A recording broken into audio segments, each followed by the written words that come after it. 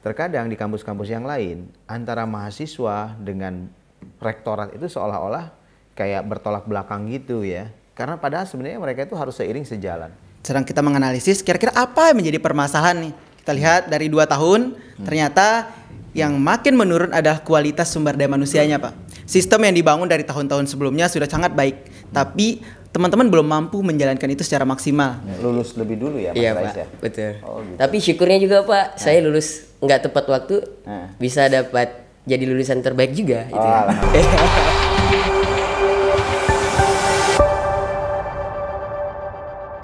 Assalamualaikum warahmatullahi wabarakatuh. Teman-teman bincang-bincang rektor, hari ini saya kedatangan tamu para mahasiswa yang luar biasa. Mereka bukan mahasiswa biasa, ada juga yang sudah jadi alumni, adalah presidennya mahasiswa UTS ya, karena mereka adalah ketua BEM UTS pada masanya. Ada 4 orang di sini, kita kenalan langsung. Sebelah kanan saya bisa memperkenalkan diri. Silakan. Ya, izin Pak Rektor, perkenalkan nama saya Laude Agustamil. Saya kebetulan asal daerah Sulawesi Tenggara di Pulau Buton, Pak Rektor. Wah, luar biasa. Ya, angkatannya 2017, ketua BEM-nya itu tahun 2021. 2021 2022 ya. 2021 hitungannya kita kalau di UTS Pak setahun, satu periode. Iya, 1 tahun ya, 2021. betul. Mas Ode dari apa tadi program studinya? Kalau program studi di Fakultas Ekonomi dan Bisnis, di program studi akuntansi, Pak. Dan udah lulus ya? Alhamdulillah udah lulus tahun 2022, offside 1 semester Pak. Jadi jadi ketua BEM tuh harus lebih lama lagi ya? Sejauh BEM sebelumnya memang offside 1 semester, tapi coba kita rembungkan lagi di internal mahasiswa. Kayaknya perlu nggak harus mengganggu perkuliahan atau kelulusan gitu ya. Jadi kita pun angkatannya akhirnya diambil oleh yang 2021 angkatan 2017, ketua BEM 2022 angkatan 2018, walaupun kena 1 semester juga Rais ya. Tapi setelah uluan itu angkatan 2000 lompat 1 tahun 2020. Jadi 2019 itu nggak ada ketua BEM. Yang angkatan 19. Makasih. Nanti kita bahas lagi tentang ini. Nah itu teman-teman, Mas Laude ya, ketua BEM tahun 2021. Nah, sebelah kiri saya ini ada ketua BEM selanjutnya dari Mas Ode, siapa namanya? Izin Pak Rektor, perkenalkan nama saya Rais. Saya dari Kalimantan Utara, tepatnya di Kabupaten Nunukan. Saya angkatan 2018, prodi Teknik Mesin. Saya sudah lulus, alhamdulillah sudah jadi alumni sekarang dan mengabdi untuk UTS. Iya. Di mana sekarang, di divisi apa? Saya di bagian kerjasama luar negeri. Luar negeri ya kemarin. Mas Rais tadi teknik mesin, lulusnya juga sama kayak Mas Ode, lebih 1 semester atau tepat waktu? Saya lebih 1 semester. Sama juga ya? Benar Pak. Sebenarnya bisa tepat waktu. Bisa ya? Iya. Cuman pengennya dilebih-lebihin aja. Tapi karena amanahnya perintah dari masyarakat UTS, jadi karena nggak boleh lulus lebih dulu ya, Mas Rais ya? Betul. Gitu. Tapi syukurnya juga Pak, saya lulus nggak tepat waktu, bisa dapat jadi lulusan terbaik juga. Gitu. Iya dong. Jadi Jadi sebagai ketua BEM juga lulusan terbaik dari teknik mesin ya? Betul Pak, dari 23. Dibandingkan dengan teman-teman yang pada saat lulus kan, gitu ya. Luar biasa. Selanjutnya ya Mas yang di samping saya yang saat ini masih menjabat sebenarnya. Silakan perkenalkan diri. OTW Demis Pak. Udah mulai. Siap. Sebelumnya izin Pak, perkenalkan nama saya Nasi Uluan, Muhammad Nasi Uluan, biasa dipanggil Uluan. Kalau asal saya dari Bogor Pak, lebih tepatnya dekat sama Istana Bogor, tapi bukan orang Istana. Ya, jadi kalau untuk masa jabatan Pak ya, ketika di BEM UTS ini di tahun 2023. Insya Allah nanti tanggal 7 kita bakal demis. 7 Januari ini, betul. Jadi memang 1 tahun ya, masa yang sangat singkat sebenarnya. 1 tahun Pak. Sebenarnya kalau misalkan dikatakan singkat banget Pak. Terlebih kan kemarin sempat telat naik Pak ya. Kalau teman-teman lain mungkin Januari naiknya. Kalau saya kemarin itu baru April ya.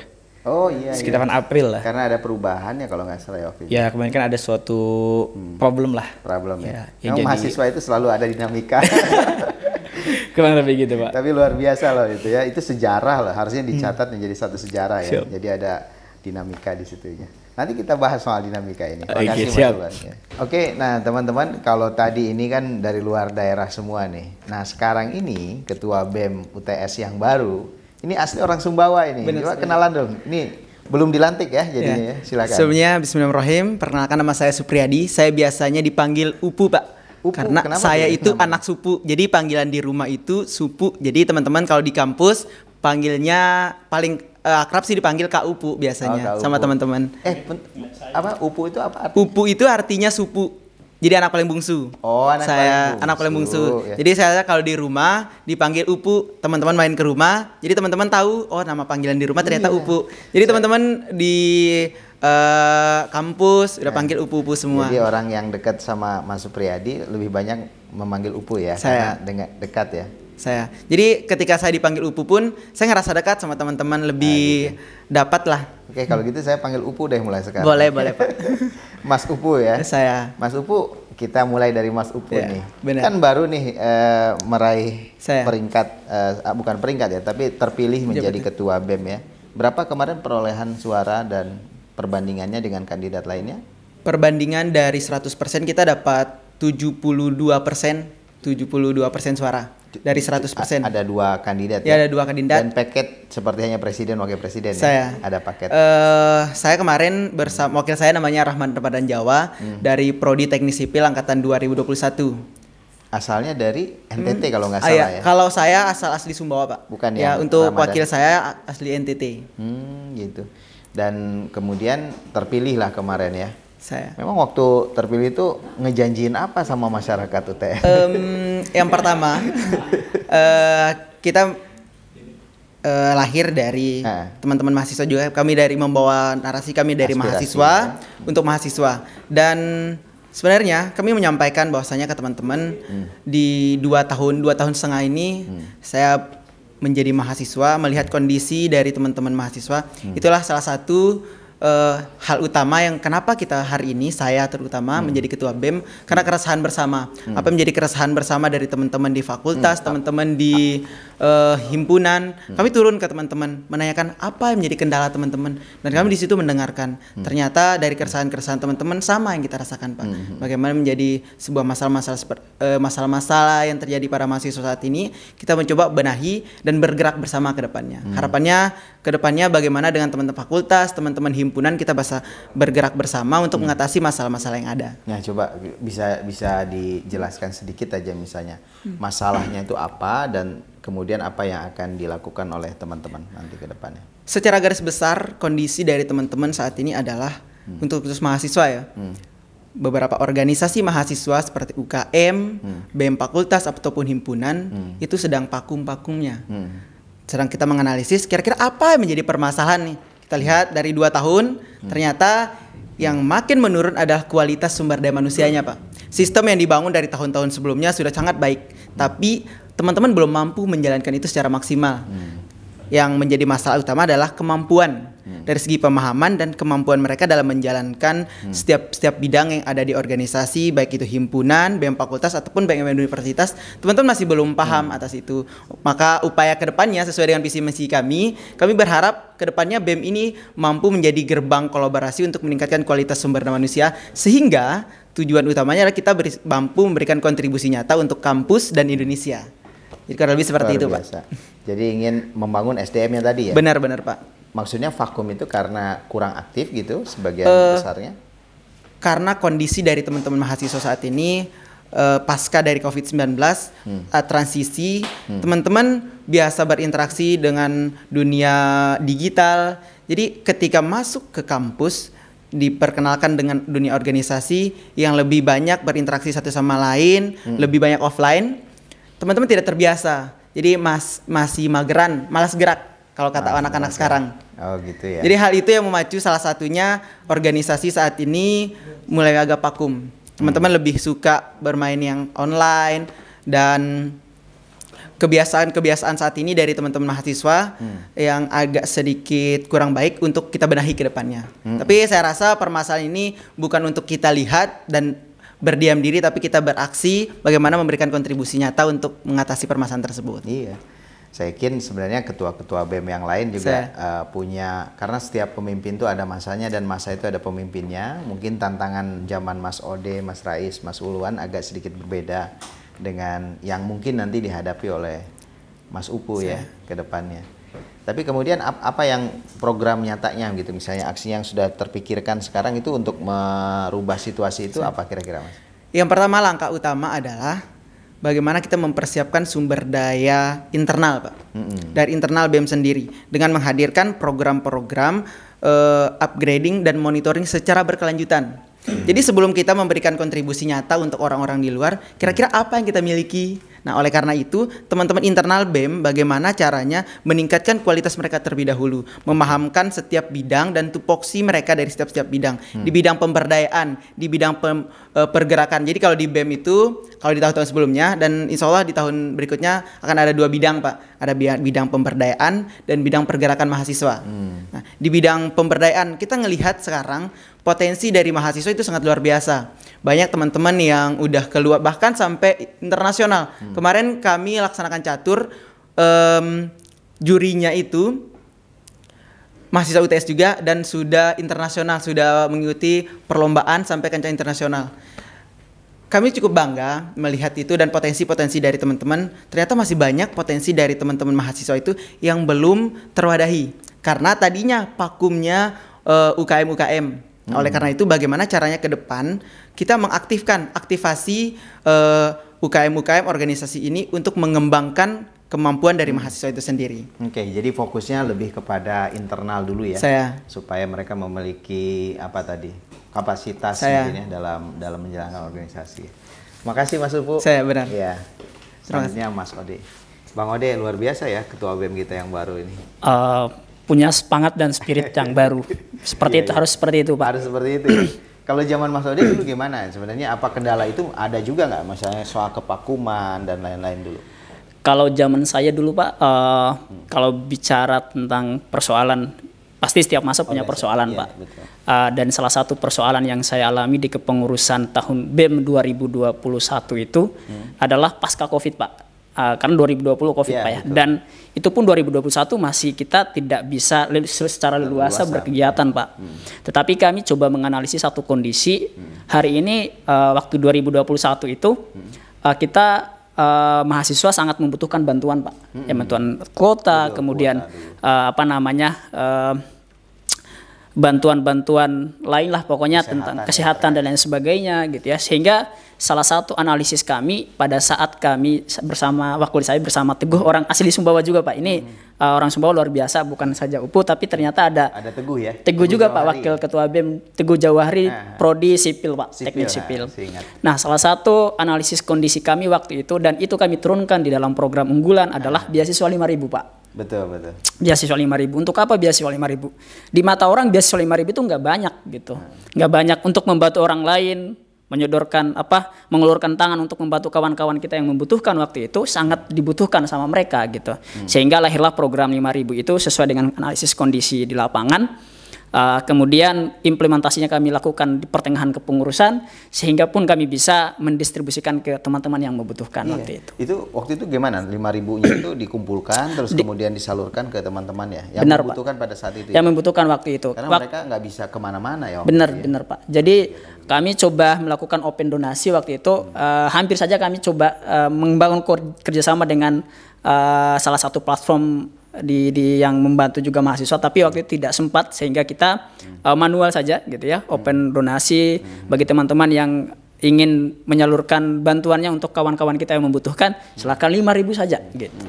Nah, saya ngelihat gini Mas Ode, selain internal sebenarnya kan BEM ini juga sering melakukan advokasi itu eksternal ya. Iya, Pak. Pada masyarakat, kepada petani, nelayan dan lain sebagainya. Pada saat Mas Ode dulu itu sampai ke banyak saya lihat ya, dengan cara demonstrasi ke jalan dan kemudian menyuarakan kepada pimpinan-pimpinan daerah dan juga DPRD mungkin waktu itu ya. Benar sekali. Apa aja waktu itu bisa cerita? Jadi ini salah satu juga gerakan Badan Eksekutif Mahasiswa bagaimana mengadvokasi bukan hanya permasalahan di tingkat universitas, tapi tingkat masyarakat pun harus jadi garapan teman-teman BEM itu. Karena waktu itu kita coba buat garapan adalah persoalan masalah mungkin ulang tahun presiden waktu itu salah satunya. Jadi ya mungkin di masyarakat paling bawah ataupun khususnya di daerah Sumbawa, karena Sumbawa adalah kabupaten Pak ya, bukan sebuah kota. Jadi bantuan-bantuan ataupun aspirasi masyarakat belum begitu tersampaikan di pusat seperti itu, sehingga kami pun menyampaikan di momentum ulang tahun Pak Jokowi dengan dengan mimbar bebas ya. Ya kami coba bersuara untuk apa ya, untuk memberikan pencerdasan kepada publik. Untuk apa? Untuk memberikan pencerdasan kepada mahasiswa bahwa kita itu adalah agent of control gitu ya, sebagai pengontrol dari pemangku kebijakan hari ini, seperti itu. Apa yang menurut Mas Ode harus ditingkatkan ya dari mahasiswa hari ini? Beberapa kali diskusi dengan teman-teman organisasi kemahasiswaan baik itu internal kampus maupun eksternal kampus, memang benar sekali kata Mas Uku tadi, bahwasannya peningkatan kapasitas sumber daya manusia itu perlu Pak. Perlu ya. Jadi kadang kita memang tidak harus sama kayak dulu saya Pak di 2021 harus ekspansi keluar ke sana kemari, begitupun Mas Rais harus ekspansi keluar ke sana kemari. Tapi kita harus kembali kepada internal kita, memperbaiki kondisi internal kita mahasiswa. Apakah mahasiswa hari ini sudah memahami tupoksinya sebagai pelaksana dari salah satu pelaksana Tridharma perguruan tinggi gitu ya, penelitian, pengabdian dan pengajaran gitu. Nah, kita harus bisa mampu pada level kondisi saat ini adalah mampu memahamkan dulu, baru nanti kita bisa ekspansi ke sana kemari. Jadi kita coba bagi fokusan kita, fokusan di internal dan eksternal. Nah, harapannya ini juga untuk masukan dan saran teman-teman kepengurusan BEM selanjutnya, harus dibagi fokusan ya. Mau fokusan di internal dulu atau eksternal dulu gitu ya. Tetap kita ambil garapan eksternal, tapi persentasenya itu agak sedikit berbeda gitu ya. Mungkin lebih besar internal kampus dulu. Betul. Dan saya pernah dengar juga Mas Ode, bukan dengar, bahkan menyaksikan Mas Ode waktu itu membawa nama baik kampus kita juga ke tingkat nasional ya, pada saat Munas, pada saat cerita sedikit sebelum nanti dilanjutkan sama Mas Rais ini. Jadi ini cerita kelam lah. Badan eksekutif iya waktu Indonesia. Itu karena ada perpecahan dulu ya. Jadi, cerita dong. Awal mula kenapa BMSI itu pecah itu di kebetulan kepengurusan saya di Andalas. Di Andalas. Andalas di Padang. Di Padang ya. Benar sekali Pak. Jadi memang dinamika forum yang begitu dinamis dan panas gitu Pak ya. Berdialektika, berretorika, kemudian menyampaikan aspirasi masing-masing seluruh kampus Indonesia, karena kita berkumpul Pak seluruh kampus seluruh Indonesia. Hal yang unik menurut saya gitu ya, kampus-kampus daerah ini jadi sorotan Pak. Jadi sorotan kenapa? Ya ini bukan lagi suara dari Indonesia bagian barat ataupun di pusat Jakarta gitu. Narasi besar yang dibangun di forum itu adalah bagaimana kampus-kampus di daerah ini juga bisa mengambil andil gitu, bisa menyampaikan aspirasi di tengah forum teman-teman BEM itu gitu ya. Sehingga tidak disangka saya pun diajukan, ayo jadi presiden pimpinan PIMSID, presidium sidang satu waktu itu. Dan kemudian dilanjutkan oleh Mas Rais, presidium sidang sementara pengurusan Munas selanjutnya. Saya mau bertanya begini, apa yang kemudian melihat bahwa orang mempercayakan kepada kita? Salah satunya tentu di BEM itu kan ada klan-klan lah Pak ya, kita nggak bisa pungkiri itu Pak, ada klan-klan. Jadi kayak lobby-lobby ya. Iya, lobby. Dan kita belajar bernegara di situ Pak. Belajar bernegara, belajar menghargai pendapat orang juga orang ya. Lain, gitu Pak ya, belajar melobby, kemudian belajar menegosiasi. Dan di forum itu saya rasa ini forum yang sangat berharga buat saya dalam proses belajar, Pak, cari pengalaman dan lain sebagainya. Tapi sejak itu kemudian pecah jadi dua ya? Jadi pecah jadi dua Pak. Akhirnya Munas di Andalas satunya Munas di satu. Sebenarnya apa sih Mas Ode? Saya sering berpikir begini, apa sih sebenarnya yang membuat, karena mahasiswa itu kan punya pemikiran yang sama lah gitu ya. Kalau Mas Ode ngelihatnya, artinya tidak ingin membela yang satu kemudian menjatuhkan yang lain. Tapi menurut Mas Ode, perbedaan itu karena apa ya sehingga dia bisa pecah? Padahal mahasiswa itu kan punya idealisme yang sama gitu. Kok bisa pecah gitu Pak ya?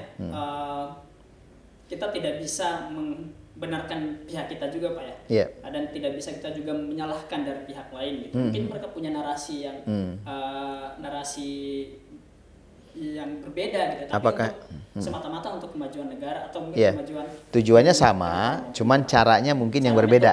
Metodenya yang mungkin, berbeda ya. yang membuat kita harus waktu itu berpisah. Tapi syukurnya di pengurusan selanjutnya Mas Rais, Mas Ulwan sudah terjadi komunikasi yang mencoba untuk ayo kita coba rekonsiliasi bersama, menyatukan lagi BMS ini supaya bisa seperti dulu, seperti itu. Menarik sekali. Langsung saya pengen tanya sama Mas Rais ini. Ya Mas Rais, tadi seru sekali nih. Ternyata zamannya beliau nih waktu di Padang ternyata panas-panas, akhirnya jadi pecah menjadi dua. Tapi kemudian kampus kita ya di bawah kepemimpinan setelah estafetnya ini menurut saya sangat bagus ya dari Mas Ode ke Mas Rais ini. Sebenarnya gimana sih yang terjadi dulu sehingga orang-orang itu menentukan oke di Sumbawa Munasnya gitu. Sebelumnya mungkin Pak kita berangkat di Munas dulu ya. Pada saat di Munasnya. Di tahun 2021. Ya. Tepatnya kita Munasnya itu di Bekasi. Ya betul. Bekasi. Nah di situ karena kebetulan kan kita bicara tentang bagaimana regenerasi daripada BEMS itu sendiri. Nah pertama kali kebetulan saya selalu berkomunikasi dengan senior-senior saya, Mas Laude, Mas Zaki, Mas Fahmi. Saya selalu berkomunikasi dengan mereka. Saya minta pendapat, saran dan apa sih yang seharusnya kita tempuh ke depannya. Nah kemudian kita terpilih. Jadi kebetulan pada waktu itu saya juga bersama dengan teman-teman Bali Nusra Pak. Kami berangkat menggunakan kapal dari Sumbawa, kemudian kita ke Lombok dan Surabaya, kemudian sampai di Jakarta. Luar biasa. 5 hari perjalanan, 3 hari. Kurang lebih 4 hari. 4 hari ya. 4 hari perjalanan. Nah, Kami bersama dengan rekan-rekan di sana. Kemudian mungkin di sana kemudian ada kepercayaan yang timbul oleh rekan-rekan Bali Nusra. Kemudian kita dipilih menjadi koordinator pertama kali ya. UTS terpilih sebagai koordinator Bali Nusra. Itu di zaman 2021. Nah setelah itu kemudian kita bersepakat bakalan ada rapat kerja nasional yang akan dilaksanakan di Universitas Negeri Padang. Nah disitulah kemudian ada narasi di Padang ya waktu itu ya. Mas Rais sempat waktu itu kok di Padang lagi ya? Memang ke Padang lagi atau di kampus yang berbeda ya waktu itu? Rapat ini rapat kerja. Ini rapat kerjanya ya. Kalau dulu kan Munasnya ya di Padang. Jadi raker di sana, terus memutuskan untuk dilakukan Munas di sini gitu, belum? Betul. Jadi panjang sih Pak sebenarnya. Panjang, ya? Dan saya sebenarnya agak sedikit speechless ketika ada nama UTS yang disebut oleh rekan-rekan yang di sana. Karena kebetulan ketika kita proses opsi tahapan pengajuan nama, dulu itu yang di awal-awal penyebutan itu, jadi UTS ini Pak paling terakhir. Oh gitu. Iya, tiba-tiba ada rekan saya yang dari Bekasi, kebetulan dari Nusantara, kampus Nusantara di Bekasi. Dia nyampaikan bahwa sepertinya kita butuh suasana baru gitu, suasana baru, sehingga beliau mengopsikan UTS. Dan saya ketika waktu itu melihat nama-nama yang sebelumnya itu pas saya speechless, karena ada UNY, ada UNTAD, ada Undip, kampus-kampus besar semuanya, dan UTS. Dan saya di hati kecil saya berkata gitu, mungkinkah gitu. Judul lagu Pak. Hati kecil saya berkata begini Pak, kalau bukan sekarang kapan lagi? Kalau kata orang Sumbawa itu Pak, lamen siong untuk pidan. Wah. Cocok jadi orang Sumbawa, Pak. Jadi Bro, Sumbawanya udah bagus. Saya pengen memperkenalkan Kalau nggak sekarang, hayat Nusantara. kapan lagi gitu ya? Bahwa kampus kita juga, kita tidak bicara tentang, saya menyampaikan Pak, ketika rasionalisasi, karena kan kita butuh rasionalisasi ya, kepada rekan-rekan yang ada di sana. Saya sampaikan seperti ini. Ketika waktu itu saya ditanya kesiapan. Saya kebetulan juga meminta izin ke Pak Rektor, kemudian senior-senior. Insya Allah kami siap, tapi kami tidak akan memberikan gedung yang mewah. Kami sampaikan seperti itu. Kami tidak memberikan, karena bukan nggak ada, memang nggak, bukan ada, tapi nggak ada gitu. Bukan, karena nggak ada di Sumbawa ini, nggak ada gedung yang bertingkat-tingkat, nggak ada di sini. Nggak ada hotel-hotel yang sampai Ada yang paling tinggi Pak, bintang asrama UTS Pak. Oh, yang paling tinggi asrama UTS. Yang paling tinggi itu di lantai 4 cuma asrama UTS gitu. Nah, tapi akhirnya, saya pikir seperti ini Pak. Tapi sudah disampaikan itu di awal bahwa kampus kita atau Sumbawa itu tidak sepertinya di daerah-daerah kota yang lain. Saya sampaikan seperti tapi kemudian malah menguat itu ya. Nah, yang buat itu semakin rumit dan saya nggak punya pilihan lebih. Teman-teman yang lain itu makin menguatkan saya dengan narasi saya. Tapi ketika teman-teman mengharapkan untuk suasana pedesaan, kalian ingin melihat lingkungan yang hijau, pegunungan, kemudian Anda ingin melakukan refresh. Jadi daya tariknya itu ya Mas Rais. Coba saya pengen cerita dan juga ya teman-teman, pada saat Munas itu kita menghadirkan almarhum Rizal Ramli ya. Nah, hari ini kita turut berbelasungkawa karena beliau itu salah satu aktivis dari, beliau itu angkatan 73 kalau tidak salah di ITB, dan kemudian pernah menjadi menteri dan sebagainya, dan punya idealisme, dan beliau hadir ya. Hadir. Jadi Dan kebetulan memang luar biasa. Beliau yang kita datangkan untuk memberikan penguatan, Pak. Betul, penguatan betul. Dan arah seperti apa sih sebenarnya cara mahasiswa untuk Saya melakukan pikir suatu pergerakan. ya itu adalah legacy beliau, menjadi satu legacy itu artinya semangatnya tetap akan hidup pada kita semua ya, generasi muda, karena dia meninggalkan begitu banyak idealisme ya. Betul. Untuk mengelola negara, untuk menjadi seorang aktivis dan sebagainya. Mas, sedikit tentang ini, apa namanya, Munas itu. Munasnya dihadiri berapa? Munas itu Pak, peserta kita kurang lebih 180 orang. Dan aman, nggak pecah-pecah atau apa gitu. Dinamika ada dinamika. Kalau dinamika normal dalam forum Pak, Pasti ya. nanti bakalan disampaikan sama Mas. Oh, Iwan. karena ketua panitianya. Ada di dalam. Iya, iya. Karena kebetulan Pak, ketika Munas itu berlangsung, saya sudah sertijab, surat terima jabatan. Iya, betul. Sama Mas Uluan. Nah, tetapi saya selalu hadir di sana karena sebagai penanggung jawab ya Pak. Ini pasti panjang banget tentang Munas, bisa satu sesi sendiri, tapi saya pengen nanya yang begini. Apa yang kemudian menjadi resolusi yang dibawa oleh Munas ini? Dan terakhir, bagaimana sebenarnya kesan dari teman-teman? Saya dengar jalan-jalan kemana-mana juga. Oke Pak, jadi di hari terakhir Munas itu akan banyak yang disampaikan sama Uluan. Rekan-rekan itu membangun sebuah kesamaan berpikir. Mereka berkesimpulan bahwa apa yang terjadi hari ini kita harus bersikap. Sehingga mereka menyatakan sikap di Tanah Samawa. Ya, waktu itu ada poin-poinnya ya. Berapa poinnya? Nanti mungkin Ulan bisa cerita ya. Terus yang terakhir, mereka katanya jalan-jalan kemana-mana itu. tuh. Pak, serunya itu kita field trip. Oh iya. Kebetulan Mas Lupu juga di sana sebagai panitia. Kemana aja kemarin tuh?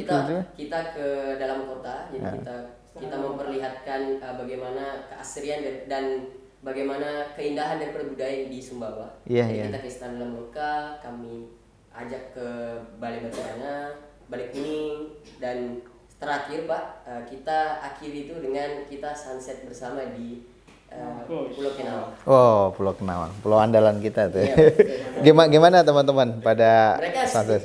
sangat-sangat di luar nalar mereka. Di luar nalar. Nggak sampai kayak, oh ternyata kita bakalan kesini gitu. Oh, gitu. Kebetulan kemarin itu kita sewa bus itu Pak, Pancasari kurang lebih 9. Banyak ya. Iya. Jadi ada berapa tadi pesertanya? Sekitar Ada 180 orang. dari berapa kampus? Dari kurang lebih hampir 100 sih Pak. 100 kampus ya. Iya. Termasuk yang besar ini. Mengorganize satu ini tidak mudah juga. Dan terima kasih buat teman-teman semua yang saat ini nonton ya dari berbagai 100 kampus itu. Ini penghargaan juga, dan kami sangat senang sebenarnya dari kampus bisa seperti ini penghargaan yang luar biasa ya. Sama seperti halnya misalkan NTB itu akan menyelenggarakan PON. Itu bidding itu tahun 2000 berapa? 28 ya, sama NTT kan. Itu untuk biddingnya sulit sekali. Nah, apa yang dilakukan oleh Mas Rais ini adalah sebenarnya seperti itu juga sebenarnya, kepercayaan yang luar biasa dari teman-teman semua. Tentu saja kehadiran mereka ke sini meningkatkan juga banyak dampaknya, UMKM jadi lebih banyak, makannya, minumnya dan lain-lain kan. Pasti Sumbawa juga kecipratan lah gitu ya, dengan adanya Khelatan Akbar yang pertama kali ya ini. Belum pernah dilakukan sebelumnya. Belum pernah sama sekali. BEM yang seluruh Indonesia itu berada di Sumbawa ya. Jadi kehormatan luar biasa. Thank you Mas Rais ya. Siap. Oke, selanjutnya ini Ketua BEM yang sekarang masih menjabat sebenarnya. Karena tanggal 9 belum ya. Tapi sebelum itu dulu Mas Ulwan, tadi saya pengen cerita apa poin-poin itu dari Mas Rais tadi. Poin-poin ketika Munas itu Pak ya? Iya, betul. Jadi memang kalau hasil Pak ya, hasil daripada Munas kemarin kita itu salah satunya memang kita pengen melakukan rekonsiliasi Pak. Terlebih pengen coba menggabungkan kembali yang mahasiswa pecah tadi ya di Bang Laude. Dan sorry, ada dua mungkin teman-teman nggak tahu. Ada apa coba? BEM 1 adalah BEM SI. Satu lagi? Ada Rakyatan dan Rakyat Bangkit.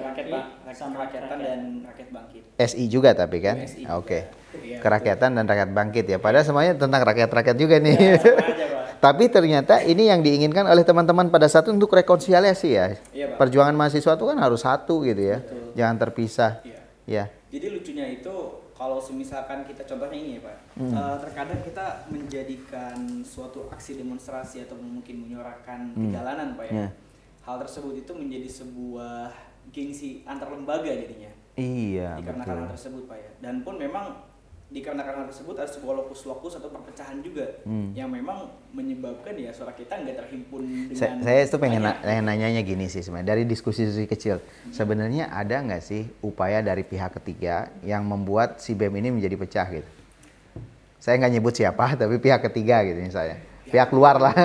Kan kalau orang bercerai itu ya biasanya ada orang ketiga gitu. Nah menurut Mas Ulwan dari diskusi-diskusi itu gimana sih? Ada nggak sih kayak gitu? Sebenarnya kalau ditanyakan, saya masih bingung juga sih dari upaya pihak ketiga ini siapa nih Pak? Ya selain mahasiswa, artinya Saya bisa jawab kalau bertanya gitu Pak, tapi dari saya. gimana? Tapi memang kalau dari kita pribadi Pak ya, kita pribadi memang apa namanya ada upaya tersebut Pak. Dan ada pun juga ya, memang terlihat dan beberapa itu kali- terlihat ya. Beberapa kali bahkan ketika ada kesempatan ke Jakarta, kita duduk dengan korpus sebelah Pak ya. Iya, Dari Universitas Lambung Mangkurat, WLM ya. ULM betul, di Kalimantan, dan memang narasinya sama.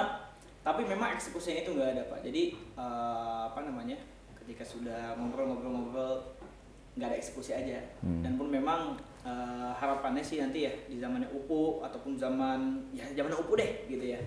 Kita bisa coba ya tadi gabung lagi aja.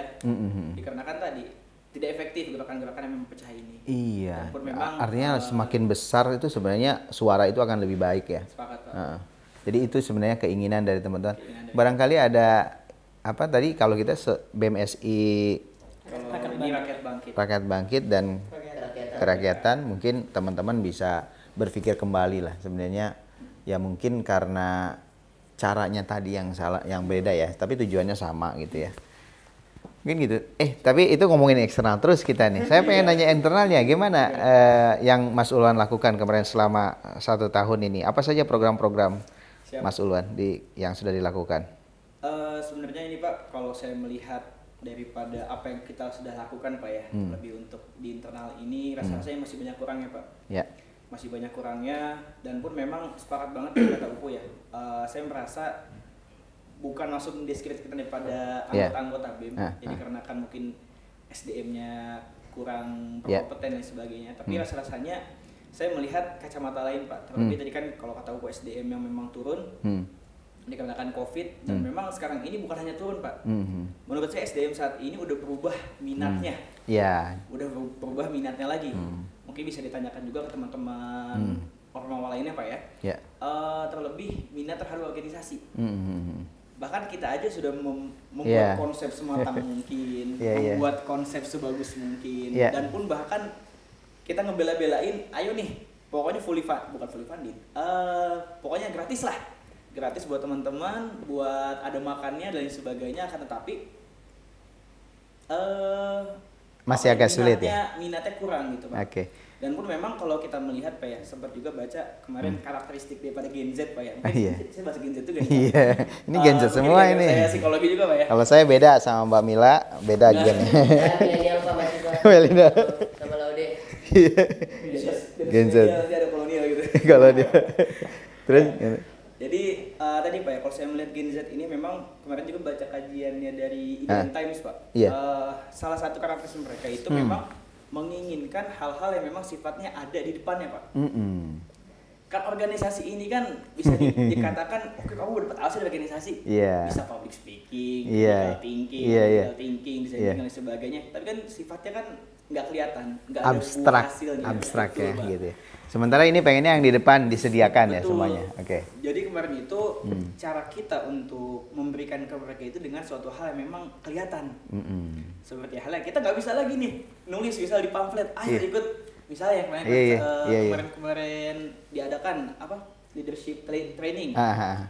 Kita nggak bisa nulis sana Eh. apa namanya manfaat atau benefit bisa menjadi pemimpin. Langsung Gitu kan. workshopnya ya, langsung Iya, ada langsung, tapi kita ya ngasih benefitnya hal-hal yang memang ya. kelihatan. Kelihatan langsung ya gitu. Betul. Bahkan kemarin itu sempat juga saya memotivasi satu anggota dan pun teman ya Iya. untuk bergabung. Ayo masuk ke BEM. Kemarin tapi program yang menurut saya sangat spektakuler dan ekspektasi saya berlebih gitu ya. Jadi maksudnya teman-teman yang melakukan itu namanya PIOM itu. Oh iya Piom. Gimana ceritanya itu bisa sampai rame banget itu waktu itu ya? Hah? Jadi, nah ini berangkat ke hal tersebut Pak. Jadi memang kalau saya lihat ya dikarenakan hal-hal tadi ya, Gen Z Iya. ini melihat hal-hal yang nyata di depan gitu Pak ya, nggak cuma angan-angan dan nggak kelihatan. Gen Z ini juga suka hal-hal yang euforia Pak, hal-hal yang masih pada senang-senang, hal yang sifatnya ya ayo kita senang-senang lah. Makanya gitu. kan itu kan ada ya waktu itu ada seni musik dan tari dan lain-lain juga itu banyak itu ini. Makanya Piom ini kemarin tuh rame banget ya. Iya. Olahraganya. Di Piom itu sebenarnya kita mantik Pak di sana. Jadi kan kegiatan-kegiatan mahasiswa ini kan sering banget ya sifat tadi ya euforia dan sebagainya. Makanya di Piom itu kita kolaborasikan kegiatan-kegiatan yang memang sifatnya Have fun lah istilahnya. sifat asik-asikan, kita coba masukin, coba sebilin dikit sih Pak, sedikit banget. Kayak contoh KTI, contoh ada debat, contoh ada apa lagi sih? Tapi ngomong-ngomong soal KTI masih ada nggak peminatnya? Nah, ini kan tapi kalau olahraga banyak ya, olahraga yang banyak ya. Seni, Iya, seni. Tapi kemarin alhamdulillah ya memang banyak juga di debat. Oh, debat lumayan ya. Cukup banyak dan memang ya semoga itu bisa menjadi stimulus awal Pak ya. Terlebih harapannya juga bisa diturunkan ke teman-teman sampai mungkin himpunan. Kan akar-akar daripada ataupun himpunan ini kan ya sejatinya gitu Pak ya. Ya selaku rumpun daripada keilmuan dia, ya harapannya juga mengadakan agenda-agenda yang memang sesuai rumpunnya. Tuh. Entah contoh psikologi saya pribadi Pak ya, di psikologi kita mengadakan pojok curhat. Ya, ataupun ya mungkin itu bagus itu. psikoterapi dan sebagainya. Tapi kemarin psikologi ngadain pengabdian masyarakatnya keren tuh. Ya, Ke mana itu? Sekolah pinggiran atau apa? Sekolah ujung negeri ya. Ya, ke daerah mana kemarin? Pokoknya ke arah Sumbawa Timur sana. Ya, di atas Iya. ya. Iya, itu keren banget itu. Iya. Terus pengabdian yang kemarin Mas Ulan lakukan itu loh, sekolah apa namanya yang Oh, kita UTS Mengabdi. UTS Mengabdi. Di mana itu kemarin tuh? Kalau UTS Mengabdi kemarin kita di Kerekeh, Pak. Kerekeh ya. Iya, di Kerekeh. Iya. Di desa yang mana sih, Pak? Oh iya. Tempatnya nih sih. Ya itu ini keren banget. Padahal cuma sebentar itu ya. Kemarin kita awalnya memang rencana sebulan. Tapi dikarenakan ada kendala. Dulu juga saya rekognisi Mas Ode pernah ngadain di Batu Tering tuh apa, Bang? PHP 2D. PHP 2D. Terus zaman Mas Jaki dulu saya masih ingat ada Desa Pernek. Desa Pernek. Zaman Mas Rais kemarin yang di Leseng ya? Iya. Nah, ini luar biasa. Tadi program-program besarnya itu ya. Ya, kurang lebih itu, Pak. UTS Mengabdi, Piom. Oke, kalau gitu Mas Ulwan kan mau demosioner nih. Kira-kira apa yang mau diturunkan kepada ini bukan calon, sekarang udah terpilih ya. Ketua BEM terpilih kita ini apa kira-kira PR ataupun mungkin yang harus diperbaiki ke depannya gitu untuk dijadikan satu note ya oleh Mas Pupu. Saya punya suatu atau berpikiran Pak ya. Sejatinya kita di BEM ini selaku lembaga Pak ya. Ya. Kita ini seharusnya bisa menjadi suatu kelompok ataupun lembaga yang kreatif minority Pak. Jadi minoritas yang kreatif gitu Pak. Terlebih ya dari kita ini yang memang bisa memberikan suatu dampak banyak. Kan kalau kita melihat bagan atau neraca daripada struktur ya, daripada kreatif minority ini kan orang-orang itu sedikit gitu ya. Mungkin hanya berpikiran untuk mengubah UTS ini, bukan mengubah ya, mengubah kayaknya memberikan perubahan ya. Lebih dengan perubahan ya, mungkin sedikit yang berpikiran seperti itu. Tapi kan banyak yang mengikuti hal tersebut nantinya gitu kan. Dan harapannya sih di BEM selanjutnya ya, di UPO bisa menjadi BEM nantinya, bisa menjadi BEM, bisa menjadi orang-orang yang di BEM ini ya kreatif minority tadi. Dan juga harapannya juga bisa menjadi organisasi yang lebih bisa memberikan suatu terobosan. Karena menaungi juga mungkin ya di organisasi yang lain ya. Artinya sifatnya bukan komando, tapi dia kan BEM ini kan sebenarnya menaungi. Betul, menaungi Pak. Himpunan jurusan, fakultas dan lain sebagainya ya, gitu ya. Itu ya PR-nya ya. Iya, jadi jangan ini sih Pak. Paling kalau pesan saya juga jangan terlalu kaku-kaku lah di organisasi. Maksudnya jangan kaku-kaku ya, yang have fun gitu ya. Kita ini terbatas itu dikarenakan mungkin ada sebuah gap antar lembaga kan, ataupun mungkin dikarenakan kita melakukan agenda-agenda selalu formal, non formal nggak ada gitu. Dan harapannya ya di BEM ini juga bisa dijadikan tempat main juga. Iya, bisa dapat banyak persaudaraan ya dengan yang lain. Bahkan ada juga yang jadi ini ya berkeluarga dari BEM ini ya. Sebelum-sebelumnya kan ada. Ada siapa Mas Daulat ya? Menko internalnya Zaki dengan Mas Jako. wakilnya. Itu gitu kan, siapa tuh cari jodoh juga. Karena dalam organisasi kan jadi udah paham gitu ya karakter orang dan sebagainya. Itu terselubung, Pak. Nah, oleh karena ini pertanyaan terakhir nih Mas Ulwan, pertanyaan terakhir dan ini pertanyaannya buat semua. Kecuali buat yang baru. Sebenarnya apa sih sebenarnya menjadi ketua itu, ketua BEM kan pasti akan jadi sorotan dong ya dari teman-teman. Apakah misalnya apa sih suka dan dukanya dari ketua BEM? Sukanya apa dukanya gitu? Sebenarnya kalau dibilang suka itu, kalau saya pribadi sukanya dapat teman banyak Pak ya. Banyak ya. Jadi se-Indonesia dan relasi juga banyak teman aja sih Pak. Iya, Maksudnya iya. relasi-relasi kita dapat. Betul, gitu kan. betul. Entah di pemerintahan ataupun ya ada kenalan-kenalan di sana. Dan juga sukanya juga ya entah kenapa dari saya pribadi ketika ada suatu agenda-agenda pengabdian ataupun saya menamakan ataupun melihat di BEM ini mengabdi. Ya saya coba saya senang aja gitu Pak. Senang dalam agenda pengabdian. Dan kalau dukanya itu sebenarnya banyak Pak. Ya, dukanya. Nggak bisa disebutin gitu. Tapi memang Satu aja nggak usah banyak ya. dukanya itu ya. Nanti nggak banyak pada ikut BEM nanti. Iya. Nggak apa-apa. Tapi terkadang Maksudnya jadi duka ini- sebagai seorang pemimpin ya. Ya, jadi duka ini ngebuat kita kuat Pak. Ya. Jadi memang ya kerasa aja gitu ketika Ulwan yang dulu dan yang sekarang gitu Oh, ya. beda ya. Maksudnya dari segi emotional questionnya, maksudnya Ya. Strategi Ya. regulasi emosi dan sebagainya itu Mungkin kerasa beda dikritik banget. ya, mungkin dikritik. Ataupun ada omongan-omongan di belakang yang tidak enak, Oh, padahal nggak benar juga. Ah. Ataupun ada hal-hal yang memang Sering itu ya terjadi ya. ya beberapa kali lah. Oke. Tapi memang saya bingung juga sih Pak. Ada yang ngomongin gitu tapi nggak pernah ada satupun yang memang ngomong langsung ke depan gitu. Oh. Kadang kan memang ngomong di belakang itu nggak menyelesaikan Pak ya. Iya. Mungkin kalau ngomong di depan langsung ya itu bisa menjadi evaluasi saya pribadi juga gitu. Ya. Dan Bagus. ya itu Itu dukanya ya kalau menurut itu Ulwan. dukanya sih, Pak. Oke, Mas Rais dengan pertanyaan yang sama. Oke, kalau ditanya suka duka, sebenarnya memang hal yang paling utama yang kita sampaikan itu sukanya Pak. Ya. Iya. Saya jujur, saya selama jadi ketua BMTS, saya baru ngerasain tanah Sumatera Pak. Oh gitu ya, iya ke Saya ke Padang ya. Jalan-jalan ya. Bahkan saya diundang untuk ngisi materi Oh iya, waktu leadership itu. training nasional di Bengkulu. Di Pak. Bengkulu ya? Saya ngerasain pertama kali naik bus selama 20 jam Pak. Dari Padang ke Dari Bengkulu. Padang ke Bengkulu. Oh, Dan iya. ternyata memang saya melihat dan ketika saya terjun ke masyarakat, saya beberapa kali banyak agenda-agenda asesmen ke masyarakat Pak maupun advokasi. Saya melihat memang ternyata pemimpin itu ya benar bahwa hari ini dari rakyat, oleh rakyat dan untuk rakyat. Cuman memang kan hari ini kita dilatih Pak. Apakah ketika kita jadi mahasiswa, semenjak kita jadi mahasiswa kita mampu untuk melit diri kita gitu, memanage diri kita untuk menjadi pemimpin yang betul-betul di kemudian hari ketika benar-benar jadi pemimpin bangsa, kita tidak menjadi pemimpin yang salah dalam dan tidak bijaksana dalam mengambil keputusan. Berarti ini yang kan leaders tuh harus menghasilkan leader yang lain. Gimana, berhasil nggak leadernya? Bagi saya Ulwan sangat luar biasa. Karena catatan di kepengurusan saya dulu Pak. Iya. Karena dulu bagi saya mungkin hampir sama cerita saya dengan Laode ya. Saya betul-betul orang yang sangat ekspansif. Iya. Saya banyak di luar dan segala macamnya. Nah, tetapi di satu sisi internal ini butuh perhatian lebih. Gitu.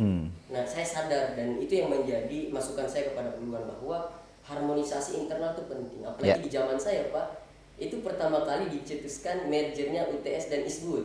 Oh iya, betul. Dan banyak narasi-narasi yang sangat bergejolak. Karena BEM dari sana akan bergabung dengan UTS Betul. Nah, dan bahkan sebagainya. sampai-sampai itu ada bahkan ketika pemilihan Pak. Pemilihan yang paling sangat luar biasa itu spektakuler itu pemilihan saya dan panjang prosesnya gitu. Dan luar biasa. Jadi dukanya? Dukanya bagi saya pertama kali seumur hidup punya hutang Pak. Itu nanti saya jadi presiden mahasiswa Pak. Bisa di-spill mungkin utangnya Pak. Karena dibantu sama mahasiswa. Oke, kalau Iya. Oke. Terima kasih, Mas. Saya mau ke ini dulu. Oke, Mas Ode, ini pertanyaan yang sama nih. Apa suka dukanya dari zamannya Mas Ode dulu? Kalau saya mungkin duka dulu kali Pak ya. Oh, duka dulu. Biar senangnya di belakang ya. Ada senang di belakang Pak. Kalau dukanya mungkin ada di fase dimana kita itu ada rasa ketakutan horor gitu Pak ya, buka WhatsApp gitu Pak ya, melihat chat mahasiswa nanya permasalahannya apa, kemudian banyak mengkritisi gitu ya, walaupun player-player yang bertebaran di grup WhatsApp itu pengalaman duka. Tapi dari mahasiswa saja, mungkin nggak dari pihak luar, karena Mas Ode suka ini, paling ada beberapa oknum-oknum siapa yang menelpon, menanyakan gimana apa gerakan dan lain sebagainya. Paling sebatas itu sih Pak. Pernah ya yang ada ya? Alhamdulillah belum pernah. Belum pernah ya? Belum pernah Pak. Paling ancaman batin sih paling Pak ya. Overthinking kali ini. Saya juga dapat mental saya sempat down Pak di waktu itu ya. Itu Pak, teman-teman semua jadi pemimpin itu berat ya. Biar aku aja gitu. Bisa gitu ya. Jadi itu dukanya Pak. Itu dukanya. Perihal kalau kita menjadi pemimpin. Tapi ternyata di balik duka itu ada banyak motivasi, banyak sukanya juga Pak gitu ya. Salah satu motivasi saya dari dulu SMA Pak, bisa jalan-jalan ke seluruh Indonesia Pak. Iya betul ya. Dan alhamdulillah Sumatera sudah, Kalimantan sudah, kemudian ya? Jawa sudah, tinggal Papua yang target saya. Pada saat BEM atau? Pada saat BEM. Oh gitu. Dan target saya sebenarnya pulau selanjutnya adalah Pulau Papua Pak. Ini Pulau Papua ya, Pulau Papua yang belum saya injakkan kaki. Nanti kan kita ada mahasiswa dari Papua tuh. Ya, insya Allah mungkin kita minta coba ini. Buat target resolusi Ya. 2024. Jadi itu salah satunya. Jadi bisa kemana-mana ya, Bisa banyak saudara-saudara banyak juga saudara-saudara, ya. banyak Sekarang kawan. masih terhubung misalnya dengan sosial media. Alhamdulillah masih Pak, masih kita komunikasi. Mereka sudah buat apa saja, buat usaha, ada yang sudah jadi pengusaha, ada yang jadi politisi, ada yang jadi bagian sosial gitu banyak. Jadi kita bisa membangun jejaring ternyata dari kegiatan-kegiatan organisasi di kampus kita gitu teman-teman semua. Kemudian perihal jejaring yang stakeholder, pemerintah, pengusaha, politisi, kita pupuk dari zaman-zaman kuliah dulu sehingga pasca kampus kita bisa berkomunikasi secara leluasa gitu ya. Kita sekarang udah jadi kayak teman Pak orang-orang itu, walaupun kadang juga ya namanya politisi. Kalau politisi Pak ya kita berteman berkawan kadang dijanjiin dulu gitu ya. Tapi itulah proses belajar gitu ya. Tapi Mas Ode ini pertanyaannya ini. Katanya sekarang orang-orang baik itu lebih baik juga bisa masuk dalam dunia politik ya. Kalau Mas Ode ada rencana ke sana nggak? Kalau saya Pak ada niat masuk ke sana tapi modal dulu kali Pak ya. Modal yang harus basis modal harus. Modal itu bukan uang kan? Bukan tapi uang, juga modal Salah sosialnya. satu juga modal uang Pak. Ya memang harus pakai uang ya gitu. Itu ngajak kopi orang harus pakai uang gitu ya, tongkrongan dan sebagainya. Jadi modal itu yang cita-cita saya kuatkan dulu. Tapi dengan politik itu kan kita bisa berbuat banyak sebenarnya. Ladang pengabdiannya lebih luas sebenarnya ya. Bisa. Dan banyaklah orang-orang yang bisa kita contohi di teman-teman mahasiswa, politisi-politisi yang hari ini jujur, punya integritas tinggi, itu bisa banyak teman-teman searching lah. Kemudian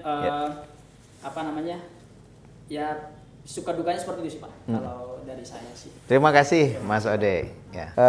Ini terakhir ya, karena sesi kita terbatas. Ini Mas Supriyadi. Tadi kalau mendengar dari ini sebenarnya saya sekarang mendengar pembicaraan tadi gitu, jadi takut atau jadi nambah semangat? Kalau dari saya, kenapa saya hari ini ada di sini? Itu kenapa betul. saya hari ini ada di sini? Pertama kali saya sadar di awal masuk kuliah, saya paham akan sebaik-baiknya manusia adalah manusia yang bermanfaat bagi orang. Betul. Dan ternyata ketika hari ini kita mampu memberikan kontribusi, mampu bermanfaat bagi orang lain, itu dampaknya sangat luar biasa. Yeah. Dari hal kecil saja, di beberapa mungkin saya bergabung di organisasi, mengikuti kepanitiaan, bisa memberitahu, mengajarkan teman-teman cara membuat sesuatu yang kecil saja ternyata dampaknya sangat besar. Apalagi saat ini dengan BEM yang wadahnya sangat besar, mampu memberikan kontribusi untuk mahasiswa, menjadi wadah untuk mengembangkan diri. Bagaimana kebermanfaatan itu? Bukan hanya kampus yang merasakan nantinya, tapi juga masyarakat. Oleh karena itu, harapan besar dari saya, semoga BEM kedepannya mampu bermanfaat bagi masyarakat dan Indonesia. Dan mendengar cerita-cerita tadi nambah semangat atau nambah nakut-nakutin? Tentunya sangat menambah semangat. Itu pengalaman baru, mungkin ada beberapa hal yang kurang efektif dulunya, itu jadi evaluasi bagi saya. Betul. Tapi yang sudah dilakukan oleh abang-abang kita, kakak-kakak saya di tahun-tahun sebelumnya akan kita kembangkan untuk menjadi hal yang lebih luar biasa ke depannya. Ya. Dan saya sangat apresiatnya itu adalah bahwa pengurus dan ketua BEM sebelum-sebelumnya itu mereka welcome ya untuk memberikan masukan gitu ya kepada adik-adiknya yang lebih bawah ya. Benar sekali. Saya dan kami merasa dari tahun-tahun sebelumnya bergabung di BEM selalu diberikan arahan untuk menjadi evaluasi kesalahan yang terjadi di tahun sebelumnya jangan sampai terjadi, dan sebuah inovasi-inovasi juga banyak lahir dari diskusi-diskusi bersama ketua BEM sebelumnya. Mas, terakhir, tadi kan Mas kan bersaing ya, 72% lawan 28% ya, sekitar itu.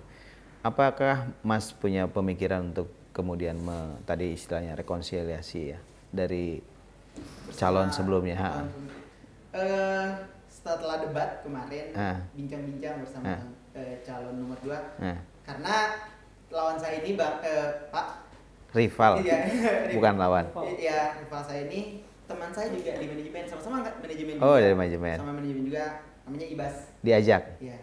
Setelah debat, dia bilang gini ke saya. Siapapun yang naik katanya, kita akan bergabung ke pengurusan. Alhamdulillah. Ya. Harus begitu dong. Seperti Pak Jokowi dan Pak Prabowo. Kita harus bersatu ya. Oke. Ya, alhamdulillah. Saya senang mendengarnya untuk hal itu. Oke, makasih banyak ya Pak Ketua yang baru dan teman-teman semua. Alhamdulillah tadi kita sama-sama mendengar dari para ketua BEM ini. Kesan saya satu, saya juga akan menyelesaikan dalam waktu dekat ini di waktu Februari ya, karena sudah selesai menjadi rektor. Selama saya di sini, mulai dari Mas Jaki, Mas Ode, kemudian Mas Rais, Mas Ulwan, itu betul-betul BEM itu membantu kampus ini benar-benar konkret banget. Dan kampus kita ada di sini kan memang untuk mahasiswa. Jadi saya melihat BEM ini adalah suatu partner yang sangat strategis sekali buat kampus ini bisa berkembang. Dan menurut saya, karena kecairan antara rektorat dan kemudian dengan BEM inilah, kampus ini menjadi maju. Terkadang di kampus-kampus yang lain, antara mahasiswa dengan rektorat itu seolah-olah kayak bertolak belakang gitu ya. Karena padahal sebenarnya mereka itu harus seiring sejalan. Kalau tanpa seiring sejalan, ya saya bukan berarti bahwa tidak boleh ada kritik. Kritik itu boleh. Bahkan saya pribadi sangat senang sekali kalau ada demo kepada rektorat, yang sifatnya itu untuk memberikan kebaikan untuk bersama gitu, itu tuh bagus sekali. Dan harus pada saat Ode ya, jangan besar Rais mungkin waktu itu ada demo ke rektorat, bagi kami itu sangat bagus sekali dan sangat penting. Jadi saya harus ucapkan terima kasih loh sama teman. Bukan saya tidak senang terhadap itu, tidak sama sekali. Saya sampaikan ini, saya senang sekali karena apa? Mahasiswa itu harus dibangkitkan daya kritisnya. Tadi Mas Ulwan sampaikan menurun sekarang ini kan. Nah, gimana caranya meningkatkan critical thinking dan lain sebagainya itu dengan teknik.